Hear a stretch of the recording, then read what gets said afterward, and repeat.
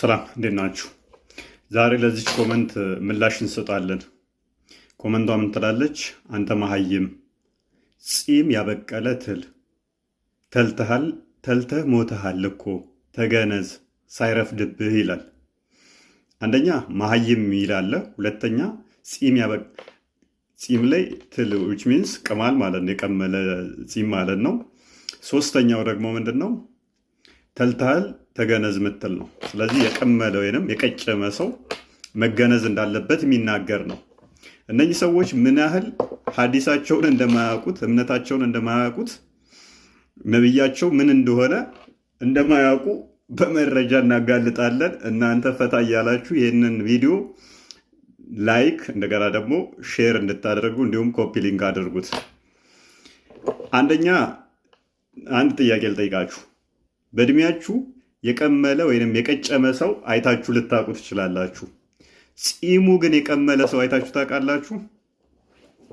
እመኑኝ፣ ጺሙ የቀመለ ሰው ወይንም የቀጨመ ጺሙ ላይ ጫምና ቅማል የሚገኝ ጤነኛ ሰው አይደለም።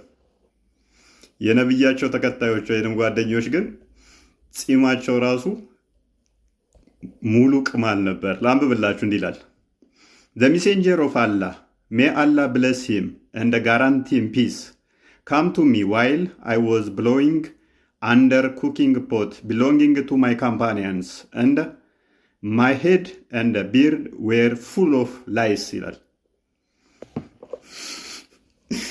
ጺሙና ጭንቅላቱ በምን ሙሉ ነበረ? በቅማል የተሞላ ነበረ። ብጨምርላችሁ እኔ ደግ ነኝ እኮ። ሱና አቢ ዳውድ 1859 ላይ እንዲህ ይላል: A man from the answer said on the authority of Kaaba ibn Ujair that he was feeling pain in his head due to lice. So he shaved his head. The Prophet ordered him to sacrifice a cow as offering ይላል። ይህንኛው ደግሞ የሚለው ምንድን ነው? እሱ ሰውየው ጭንቅላቱ ላይ ቅማል ስለነበረ እና በቅማል ምክንያት ስለታመመ ራሱን ፀጉሩን ተላጨ። የሙስሊሞቹ ነብይ ምን ቢለው ጥሩ ነው?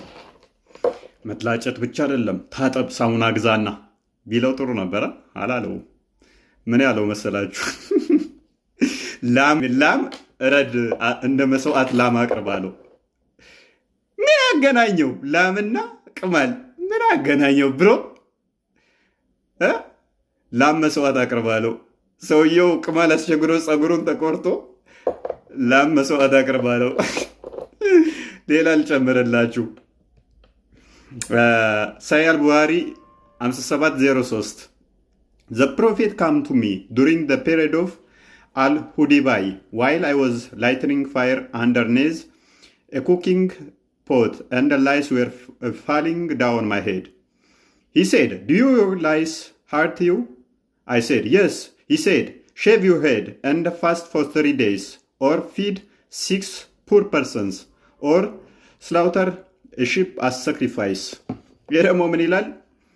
ነብዩ አሁንም ወደዚህኛው ሰውዬ ጋር ሄደ። ሲሄድ ይህ ሰውዬ ማሰሮ ጥዶ እሳት እንትን እያለ ነው እና ቅማሉ እየተንጠባጠበ ነበር ከላዩ ላይ፣ በፊቱ ላይ ቅማሉ እየተንጠባጠበ ነው። ከዛ ነብዩ መሐመድ ምን ቢለው ጥሩ ነው? ቅማል አስቸገረህ እንዲህ አለው። አዎ አስቸግሮኛል አለው። እንግዲያውስ ለ3 ቀን ጹም አለው።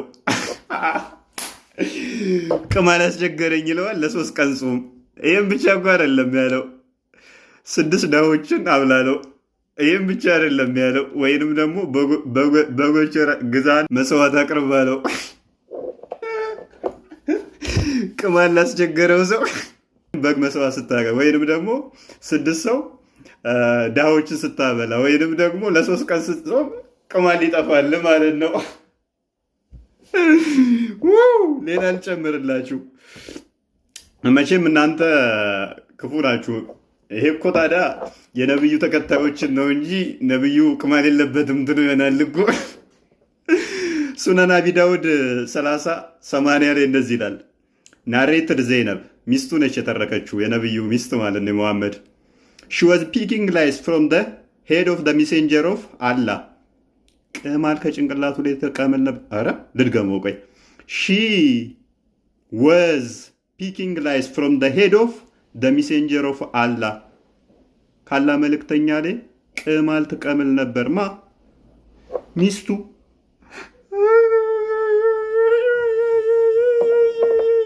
እመነኛ አንድ ጊዜ ምን ቅማል ወጥቶብኝ አያውቅም። አንዲትም ቅጫም የለሽብኝም። ተግባባን? እኔ ላይ አንዲት ቅማል አታገኝም፣ አንዲት ቅጫም አታገኝም። ነብይህ ላይ ቅማል እየተቀመለለት ነበር ይላል አዲሱ። ምን ትለዋለህ? ይሄንን የተላ ሰው የቀመለ የቀጨመ ተገንዞ የሚቀበር ከሆነ ጀስት ይሄንን ሎጂክ ማሊያ አፕላይ እንደምታደርገው አይምሮ ያውቃል ማለት ነው።